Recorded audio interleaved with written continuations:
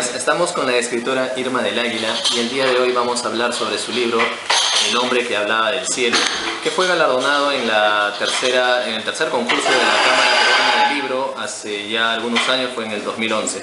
¿Qué tal, Irma? ¿Cómo estás? Hola, ¿cómo estás? Bien, un gusto. Bueno, en primer lugar, muy contento de si no pudimos hacer nuestra entrevista en Perú, la hacemos aquí en París y hay mucho que conversar, ¿no? Por supuesto que sí. En primer lugar, tal vez tratando de evitar el bullicio del café, ¿qué haces aquí en París? Bueno, en realidad vine a Francia para pasar 3 semanas y algo más en el Salín Royal, que fue una salinera en el siglo XVIII y ahora es un monumento histórico. Me considero una beca de residencia para poder trabajar en un proyecto narrativo, en una siguiente novela. Así es que nada, estaba trabajando estos 20 y tantos días allá en la zona del Franco Condado, casi en Suiza. Una experiencia maravillosa. Claro, no hay mucho de historia para conocer ahí, desde la fundación hasta el cierre, y hoy en día que es declarado ya un patrimonio de la UNESCO, ¿no? Así es. En relación a tu libro, El hombre que hablaba del cielo, veo que hay mucho de investigación. Observo incluso, cuando leía tu texto, algunas referencias que lo he observado en Emilio Salgari, que lo he visto incluso en Stevenson o Defoe. ¿Tienes alguna influencia de algún escritor en específico o fueron tus propias investigaciones históricas que tomó durante mucho tiempo para poder realizar este libro? Bueno, hay 2 imágenes que me capturaron y que me llevaron a la investigación, a sacar la novela. Una es una frase y una escena de Minka Garcilaso.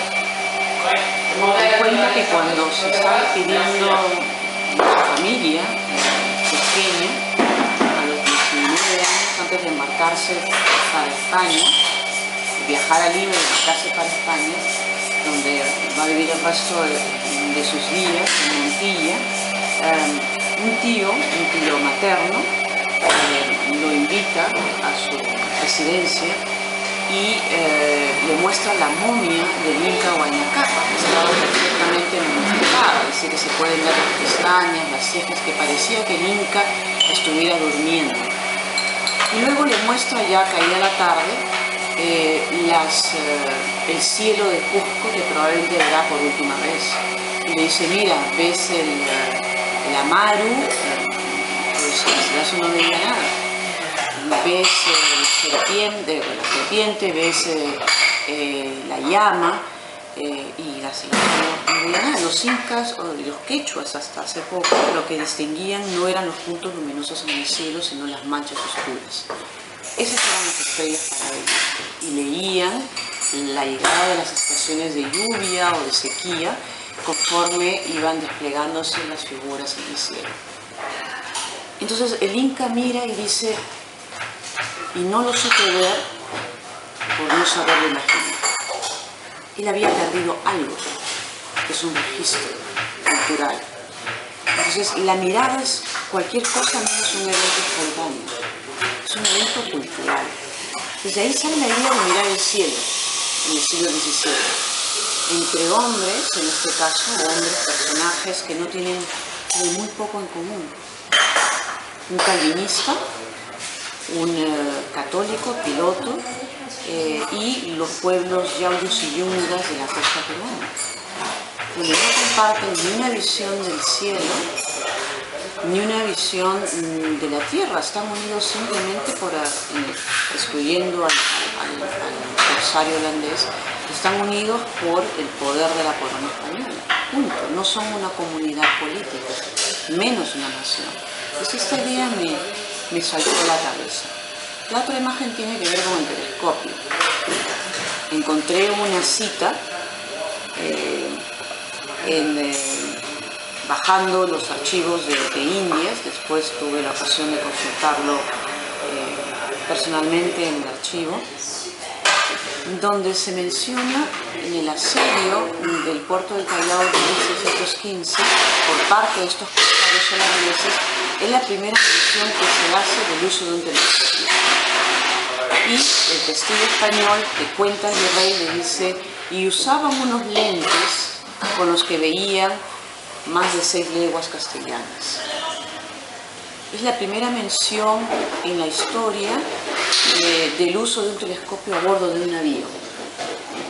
Que además había viajado medio mundo, literalmente desde los Países Bajos hasta el puerto del Callao.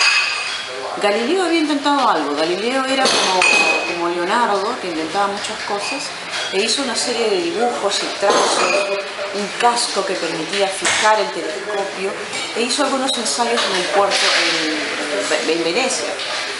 Pero más allá de eso no se tienen rastros del uso del telescopio a bordo de un navío. Hay que tener en cuenta que el telescopio tenía un orificio, como decían, del diámetro de la boca de un mosquete, ¿no? Y entonces imagínense en alta mar observar la posición del sol y desde la clase. Pero esta imagen de la primera vez en la que no es la primera mención de la llegada de un telescopio de tierra o al alta mar en América, en el continente americano. Esta imagen de cómo cambia el mundo con un telescopio en la mano. Cuando hacen lo que hizo Galileo, o sea, lo inclina 45 grados y empieza no a espiar al enemigo, porque el telescopio era llamado el espía, sino que lo inclina 45 grados y empieza a mirar el cielo.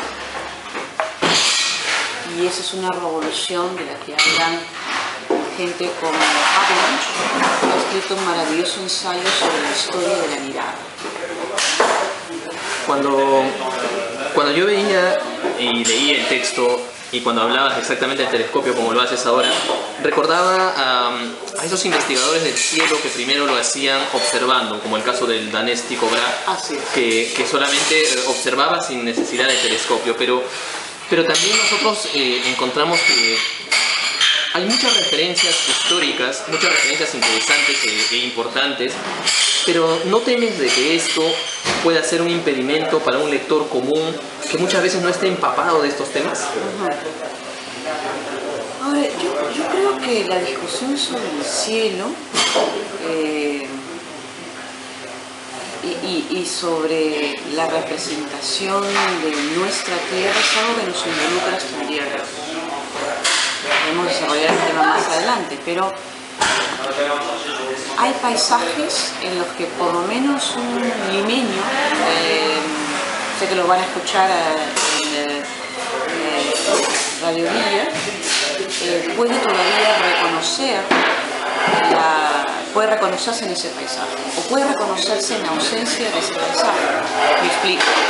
En la novela se habla mucho, se recorre mucho la infancia del niño, se desarrolla que es un piloto criollo, entre Cañete y Lima, pasando por Lurín, los valles de Lurín, de Quilca, de Mala. Entonces uno realmente, si sale de su casa, de su departamento, y se anima a visitar el sur de Lima, puede encontrar paisajes todavía ahí, empezando por Pachacamac, por la ciudadela, que estaba cubierta.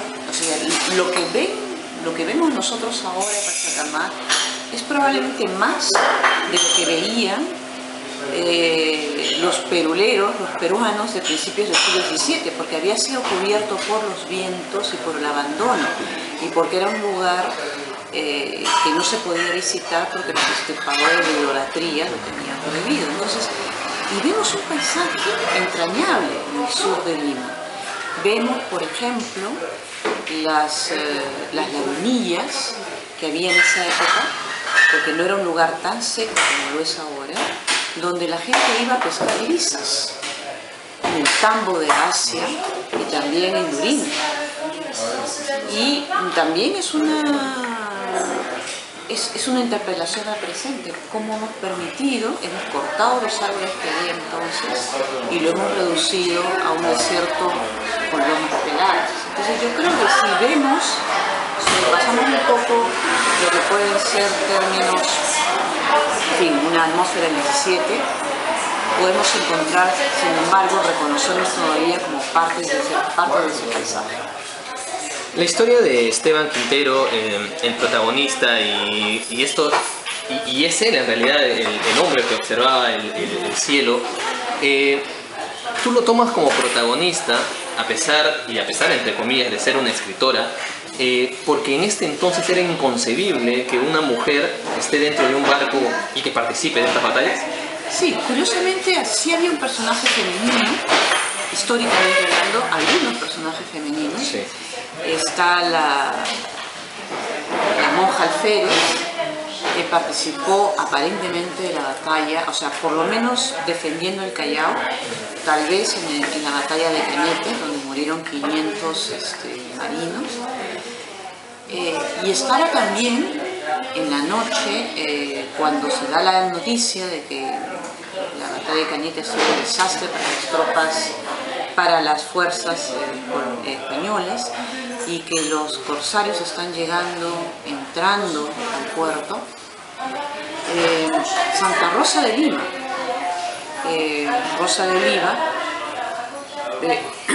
decide pasar la noche en vela en el convento de Santo Domingo para proteger el Altísimo. Está dispuesta a entregar su vida para que no sea digamos, asaltado, profanado por los calvinistas, que como ustedes saben no creían, o sea, pensaban que debía retirarse todas las imágenes de culto dentro del culto protestante reformado, no era bien visto, ¿no? Entonces hay en realidad dos personajes femeninos, pero yo decidí no darles presencia, porque podían, para mí la imagen de Santa Rosa es muy fuerte, ¿no? Podía un poco absorber lo que es el dilema del piloto que va a entrar a la guerra y después su diálogo forzado al principio y luego algo parecido a una amistad o un acercamiento con el enemigo. Sin embargo, sí menciono que en la víspera hubo experiencias místicas de las iluminadas, hay relatos, sobre todo de los franciscanos, que hablan de estas mujeres que tienen arrebatos místicos en víspera de la llegada de los corsarios, y básicamente para proteger al Santísimo en las iglesias católicas, ¿no? ¿Cómo se convierte el lente espía en el hombre que hablaba del cielo? ¿Fue una decisión editorial? Sí, efectivamente, estás muy bien documentado. La novela gana con el nombre del lente espía, que era como se le conocía entonces, es decir, es Galileo quien le pone el nombre telescopio, pero en realidad el invento, los primeros telescopios aparentemente son fabricados en los Países Bajos hacia el 1608. En 1609 Galileo lo está empleando y observa la luna. Pero entonces el nombre más común era lente espía, porque servía literalmente para espiar el movimiento de tropas enemigas que estaban más allá del alcance de la vista humana. Y era también un juguete de las cortes, ¿no? Pero el hombre que hablaba se trataba justamente, una vez que la novela gana el concurso, de dar una idea al lector de qué se trata eso, ¿no? Lente espía podía sonar un poco hermético. El hombre que hablaba del cielo, junto con la ilustración de la novela, ¿no? Que son dos imágenes superpuestas, una de la Lima de finales del siglo XVII, más o menos corresponde a la Lima de la novela, que ya tiene, ¿no? La muralla que será construida unos años después, justamente para defenderse de los corsarios y piratas. Y luego tiene un grabado de los más antiguos del 17 de un hombre sirviéndose de un teléfono. Entonces la idea era que la portada también hablara, tanto la ilustración como el título.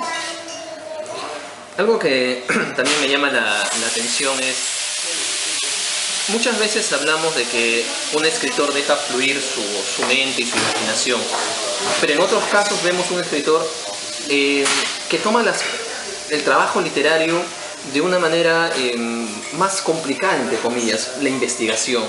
Pasarse en bibliotecas, ir a diversas páginas de internet tal vez que nos sirvan como las bibliotecas virtuales. ¿Crees tú que un escritor necesita documentarse para hablar de un tema?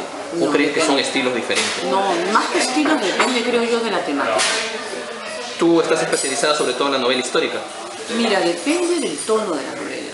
Ahora estoy escribiendo una novela que se está ambientando, una novela que se ambienta en los años 50 y 60 en la Amazonía peruana. Y el tono es distinto, es mucho más íntimo. Claro que hay un trabajo de investigación, pero hay un acercamiento desde el pasado de los personajes. Esta novela es una novela desafiante, El hombre que hablaba del cielo, porque está ambientada a principios del 17. Yo misma al principio me decía cómo iba a poder llenar ese vacío, ¿no? Geográfico, urbanístico, en el caso de Lima, pero también ponerse en la cabeza de hombres y mujeres del 17. Y entonces requirió de un trabajo de investigación, además que no eran sujetos normales, eran sujetos que estaban discutiendo sobre el cielo, y se les iba la vida en ello, ¿no? Que tenía que ver sobre la trascendencia.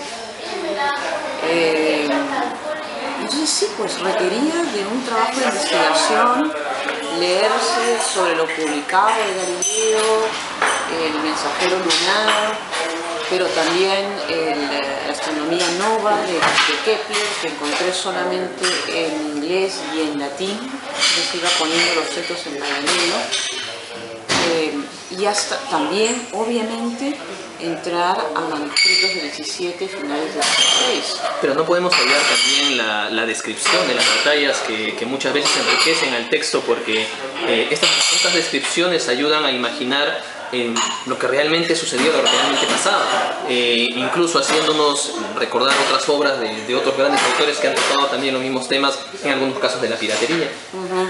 Yo lo que describo es el desastre. En el caso de la batalla de Cañete, que fue un desastre naval, donde murieron más de 500 personas, la mayoría ahogadas, frente a lo que ahora es Cerro Azul. Yo lo que describo es el desastre del día siguiente, de la madrugada, del amanecer, de los cuerpos todavía pugando por aferrarse a los tablones. La mayoría de los marinos de aquella época no sabían nadar. Heridos, gimiendo, y que llegan, y cuando llegan los botes, las chalupas de los corsarios para el reconocimiento, porque van a buscar a los pilotos. Los pilotos eran digamos, un elemento muy importante de información, una fuente de información, porque tenían en la cabeza los derroteros marítimos. Por eso que salvan a Esteban. Y de hecho, históricamente está documentado que los corsarios rescataron a algunos pilotos para que les enseñaran los derroteros, sobre todo por zonas muy duras, como el Darién colombiano. Pero es la descripción del día siguiente, del desastre. O sea, lo que yo quería resaltar, más que describir y un poco despistar al lector en torno a una batalla que fue una batalla en gran parte nocturna, donde los propios marinos no entendían mucho qué estaba pasando, más bien ver la dimensión dolorosa, terrible, triste del día siguiente. Y también lo del repaso, ¿no? Porque los corsarios obviamente rescataron a los pilotos, pero también ultimaron a algunas personas, a algunos marinos que pedían ser rescatados. Y para culminar, Irma, hoy en día es difícil encontrar el nombre que hablaba del cielo en librerías. ¿Estás pensando en realizar tal vez una segunda edición o dónde podemos encontrar tal vez algún libro que todavía nos puede quedar? Mira, yo te comentaba que pude conseguir un ejemplar para venir a Francia y lo entregué con mucho gusto a la gente de la Academia Royal. Efectivamente podría considerar una segunda edición, pero eso ya depende de la gente. Depende de los editores, efectivamente. Y quizás para el próximo año, 1614, se cumplen 300 años del inicio del viaje y de la expedición de Spielberg alrededor del mundo. Podría ser una buena cosa. Sí, por supuesto, ¿no? Y tal vez para jugar un poco con el lector, porque si bien es cierto, el telescopio acerca la Tierra y el cielo, lo imposible de lo posible, y tal vez podría ser una metáfora de decirle al lector que lo imposible no es imposible en todo caso. No sé si de repente es muy forzado, pero es algo que un lector podría sacar como un mensaje. Yo creo que el mensaje podría ser la mirada, por muy evidente que parezca, no es una mirada de todos. Cada grupo, cada colectivo, incluso cada persona tiene una mirada distinta. Y eso realmente creo que también tú me decías que licencia por tener ese relato. Todavía ahora tenemos miradas distintas. Yo todavía recuerdo un comentario del expresidente de García sobre un cerro en Puno, que es un lugar de culto entre las comunidades aymaras, es un apu. Y él decía, bueno, pero estos perros del hortelano, y es como si alguien se pudiera, alguien dijera, bueno, pero debajo de la catedral está probado que hay yacimientos de oro, o sea, todo el mundo dijera, todo el mundo le diría, oye, pero estás loco, o sea, es un patrimonio histórico de la nación, patrimonio religioso del pueblo católico, o sea, lo pondría en su lugar, ¿no? Entonces, en eso, y siendo un presidente, es decir, una persona que supuestamente representa no solamente a las personas, sino los imaginarios de los distintos pueblos del Perú. Quizás habría que decirle al expresidente, y no podía verlo, no saberlo imaginar. Entonces la imaginación también es una cosa finalmente que tiene una dimensión política, en el buen sentido de la palabra política, ¿no? De creación de conciencias. Bueno, Irma, yo te agradezco muchísimo y recomendamos entonces El hombre que hablaba del cielo, tal vez prontamente con una buena excusa para el próximo año y poder leerla nuevamente.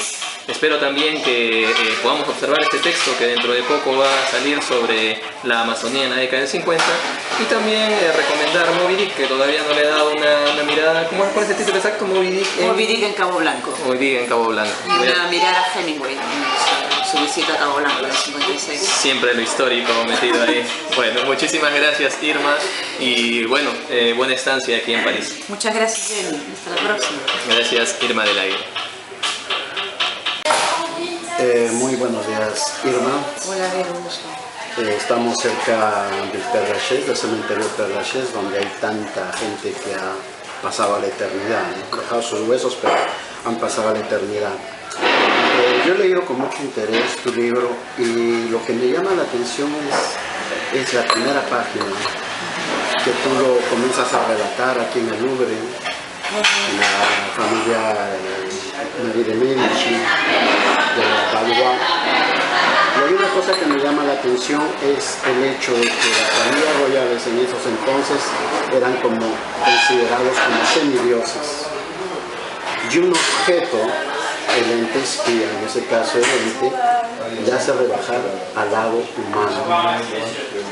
¿Por qué sacrificar, hacerlo sacro, un instrumento, y quitarle del pedestal a lo que supuestamente es sacro? Porque lo que sucede en ese momento es como una epifanía. Yo quería resaltar ese evento, que además obviamente ha sido ficcionado, pero el evento ocurrió, es decir, el embajador del Gran Ducado de Toscana le escribe a Galileo para contarle, asombrado, lo que ha sucedido en la corte. Efectivamente, la escena sucede en el Louvre. Como tú bien sabes, María de Médicis continuó el trabajo de su marido, Enrique IV, construyendo lo que sería la Gran Galería del Louvre. Y llega el telescopio ofrecido por un regalo del Gran Duque de Toscana, y María de Médicis no puede, por el impulso, toda condenada, no espera a que coloquen el telescopio en el trípode, sino que se abalanza, apoya el telescopio en el vano de la ventana del Louvre que da al Sena y hinca las rodillas en el suelo pelado. Entonces, claro, el comentario de la gente es: ¿qué hace esa mujer?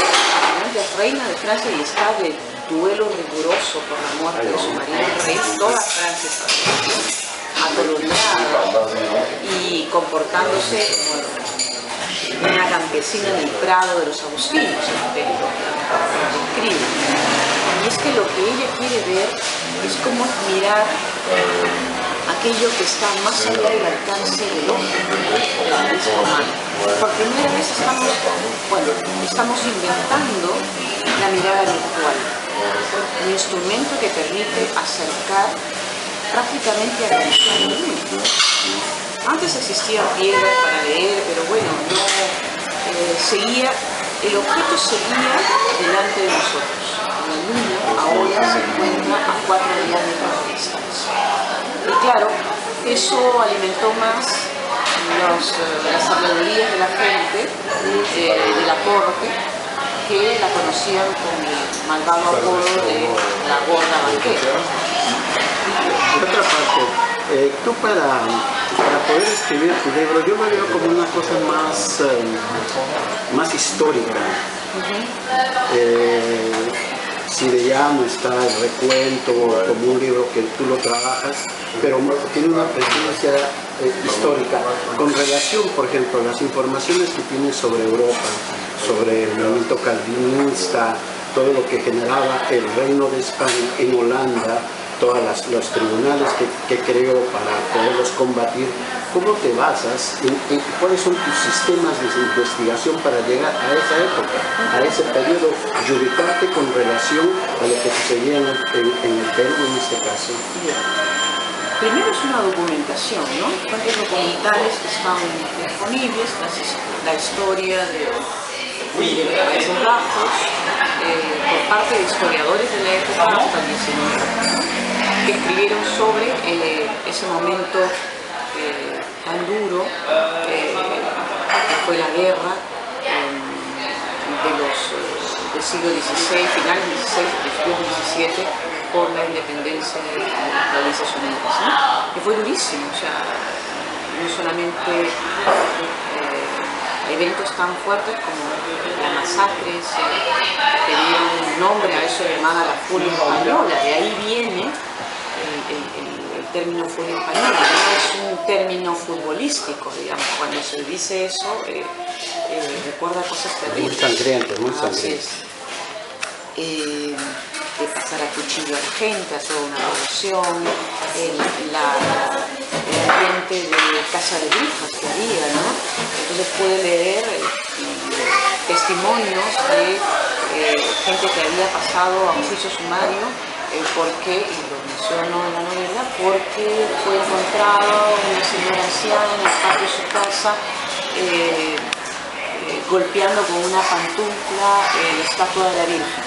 Y como los calvinistas rechazaban las imágenes sacras, fue inmediatamente condenado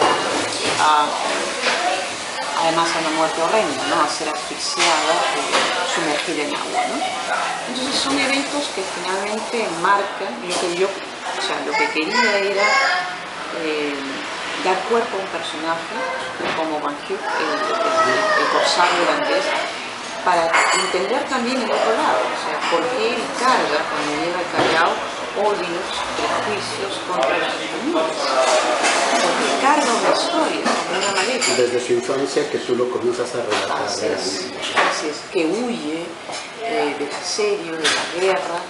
Entonces, claro, uno sabe que cuando los corsarios llegan al Callao, obviamente es el miedo, el pánico, es la amenaza, del saqueo y todo, pero no sabe cuál es la historia de ese corsario, que además cree que su causa es tan justa como la del otro. Entonces, claro, para que haya un diálogo yo trataba de sacar a ambos desde su presente y también desde su pasado, tan duro, tan pesado, ¿no? De odios y desencuentros. De otra parte, cuando tú hablas del Tribunal de Sangre, que se desarrolla en los Países Bajos, hablas de... En el momento que yo leía decía, ¿cuál debió de haber caído sobre esos documentos? ¿Cuáles fueron los sistemas de tortura, que llamarlo así, de tortura, de castigo, que aplicaron a este tribunal, que fueron transportados al Perú? Que el origen se dio en los Países Bajos, que después fue transportado con la Santa Inquisición u otra manera por los españoles hacia las colonias de América. Bueno, en realidad los juicios, muchos juicios eran sumarísimos y esos tribunales de sangre tenían una connotación algo semejante y algo distinto. Efectivamente, tanto los tribunales de sangre como los tribunales de Santa Inquisición en Lima perseguían a los herejes. Herejes, entre comillas. Sí, sospechosos de ser calvinistas, luteranos, que era el término general que se usaba para designar a los protestantes. Pero sin ánimo de parecer benevolente, el Tribunal de la Santa Inquisición establecido en Lima no tuvo ni de lejos el pasado de sangre tan duro que tuvo el Tribunal de Holanda. Estamos hablando de miles de muertos en los Países Bajos. O sea, todo un pueblo era objeto de sospecha y de tortura. En el caso del Tribunal de Santa Inquisición se restringía sobre todo a extranjeros, a sospechosos de serlo o de ser propensos a la prédica literaria. Entonces, en 200 y tantos años de existencia, 33 personas fueron pasadas ajusticiadas en el Tribunal de Lima.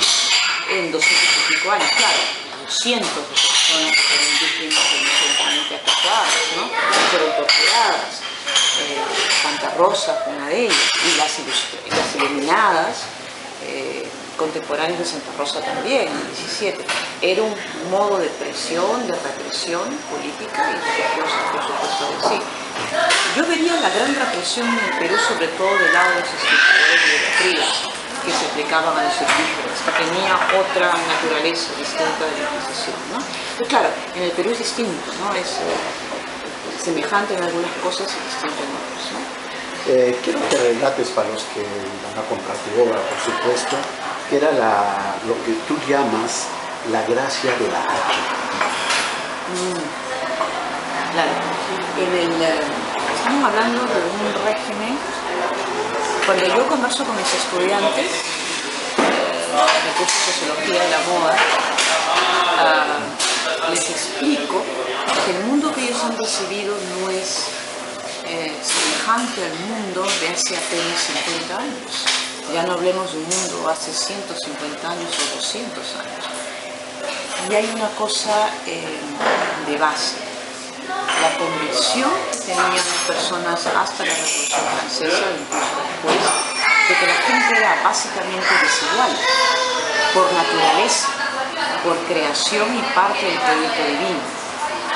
Y que la ley, al contrario, era un atropello, porque pretendía hacer igual aquello que Dios había creado desigual. Mira qué fuerte. Entonces, el sentido común de la gente era que la gente vivía desigual bajo diferentes legislaciones. En el Perú teníamos la legislación de indios y la legislación de españoles, y moría de manera distinta. Entonces, cuando un noble, en este caso te refieres a los nobles de los Países Bajos, que fueron el conde de Egmond, que fueron sentenciados a muerte por sus pares, porque no era un tribunal cualquiera, por sus iguales. Este noble tenía el beneficio del hacho, es decir, no podía ser juzgado como un vil bandido, ni quemado vivo como un hereje. La forma más benévola de morir era con el hacho, y lo que correspondía a su condición de noble. Dime, ¿tú puedes escribir tu libro con relación a qué es el Pacífico? Yo me ponía a pensar cómo haces este recorrido a la época hasta el Darién que queda entre Colombia y Venezuela. ¿Cómo haces ese recorrido? Porque no me llego a ubicar yo. Bueno, lo que hice parte es por conocimiento, obviamente, de Lima, de Cañete, hasta Piura, ¿no? Lo demás es una investigación de derroteros marítimos. Hay uno que fue capturado por los ingleses asaltaron un barco español, y lo primero que persiguen en un barco después del oro, si es que hay cargamento, o la plata, si es que hay cargamento al potosí, es los derroteros marítimos. Proporciona una información valiosísima de las rutas de navegación, incluyendo la existencia de bajíos, o sea, de bajos, de arena, bancos de arena, de vientos, en fin.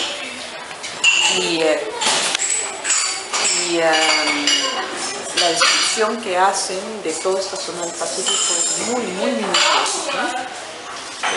Básicamente era seguir la misma ruta que los derroteros marítimos de la segunda mitad del siglo XVII. Bien, para poder culminar hay algo que esos tres personajes que se quedan observando la luna, es como si cada uno volviese a un lado religioso, a su lado religioso, mismo si es algo concreto, observable, quizás escaparse de su propia realidad, quizás crear otro universo, pero en el fondo yo lo veo como una cuestión religiosa.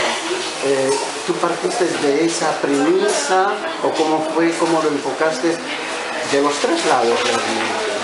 Mira, hablar sobre la luna en aquella época no era poca cosa. Pensemos en que eran seres humanos cuya vida giraba en torno a la Tierra, tanto calvinistas como católicos, y los pueblos yauyos y yumbes que empezaban a crear una síntesis, ¿no? Claro, una síntesis religiosa integrando el culto antiguo de Pachamama, del sol, con la religiosidad católica. La luna, particularmente para los católicos, tenía una connotación simbólica, para los clásicos también. Cuando la luna era representada desde Ptolomeo, de Claudio Ptolomeo, el astrónomo griego, nacido en Egipto, como una esfera perfecta, casi como una bola de billar, blanca totalmente. Y cuando Galileo, que mira el telescopio, lo inclina 45 grados y contempla la luna, lo que ve son accidentes geográficos, algo así como montañas, como lagunas, mares. Y dice, bueno, esto en realidad es como la Tierra.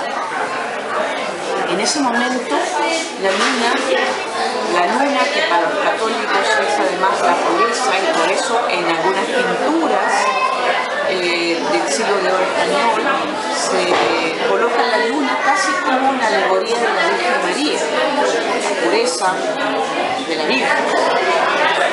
La luna cae, o sea, deja de ser ese elemento que es parte del imperio, es decir, del paraíso medieval, que se convierte simplemente en un satélite, algo así como un foco fijo que alumbra el techo, que en el techo alumbra nuestras habitaciones. Pierde esa dimensión trascendente, religiosa, literalmente el cielo se cae para este piloto español, sobre todo. Entonces no es poca cosa perder una vida en esa época.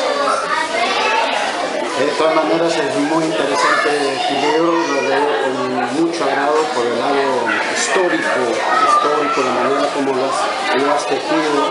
Y bueno, como ya se acercó el matrimonio, vamos a culminar esta entrevista diciendo que hay un hombre que hablaba del cielo, de Irma del Águila. Espero que la nueva edición llegue por nuestras manos, porque lo hemos leído en PDF, pero es diferente tenerlo en libro en mano. Pero que sí.